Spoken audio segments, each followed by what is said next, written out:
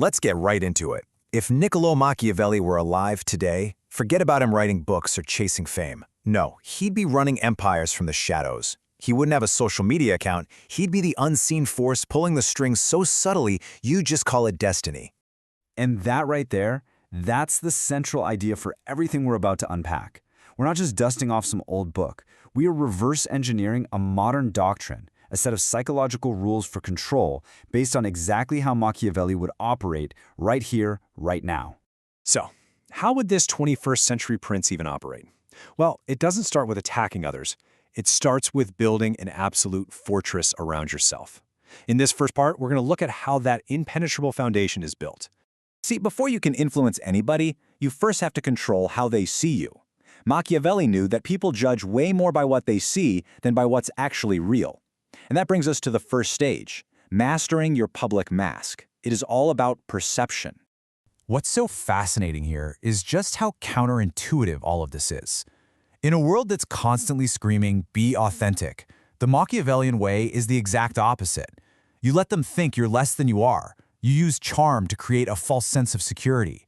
By never letting them get a clean read on you, you become this unsolvable puzzle they can't help but obsess over. And this quote, wow, it just brilliantly sums up a key tactic. You spend all this time building a perfect, flawless mask of competence, but then, just once, you let a crack show. You reveal a single, totally calculated imperfection. So why would you do that? Because nobody connects with perfection. They obsess over the flaw, wondering what's really going on behind the curtain. Okay, so once your public mask is secure, the strategy shifts. It's no longer just about defense, about how people see you. Now we move into the second stage, architecting relationships. This is about actively creating leverage and making people dependent on you. This is where it gets really strategic. This three-step process is just devastatingly effective. You don't dominate someone by threatening them. You dominate them by becoming their necessity. As you can see, first, you make yourself essential. Then, you get them addicted to your help. And finally, you pull away. That void you create is way more powerful than any direct confrontation could ever be. This brings us to the weaponized favor. A modern Machiavelli knows that favors are currency. Help isn't a gift, it's a hook. It's offered to create a psychological chain. You give someone an advantage, and then you just let that unspoken debt hang in the air. Over time, they pay it back with loyalty and submission, all without you ever having to say a word. Now this might be one of the most chilling principles of all. The idea that the strongest loyalty isn't built on shared values, it's built on shared secrets, a shared transgression. You don't ask someone to betray others for you, you just create the perfect opportunity for them to do it themselves. Once they cross that line, they are tied to you, not by admiration, but by their own guilt. Okay, now we're getting to the most advanced stuff, where doing nothing is actually your most powerful move. In this third section, we're exploring the weapon of silence. Believe me, in a world of constant noise, this is the ultimate advantage. I want you to think about this for a second. In any meeting, any negotiation, any conversation you've ever been in, who is really in control? Is it the loudest person, the one talking the most? Exactly. It's the person who says less than necessary.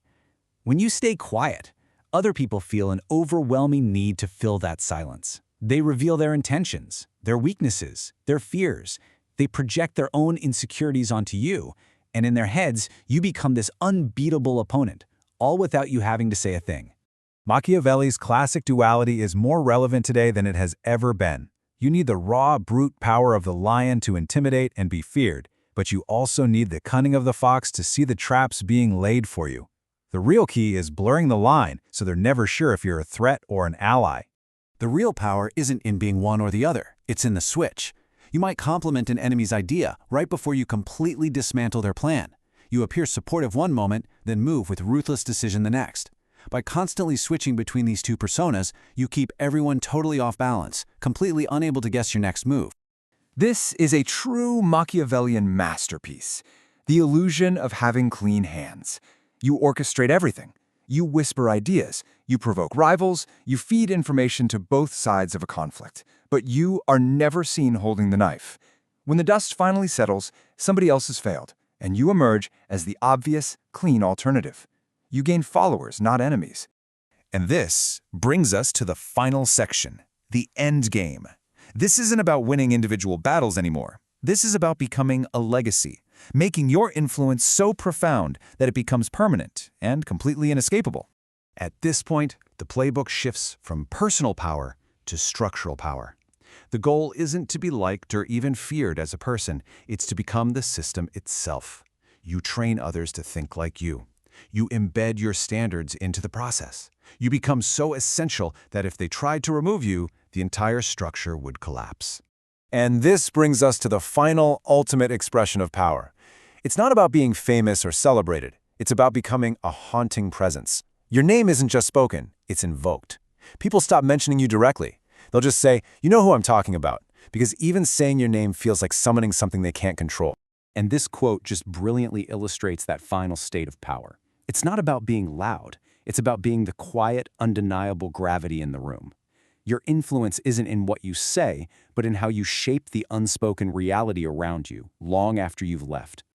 So, after exploring all these principles, we're left with one final provocative thought.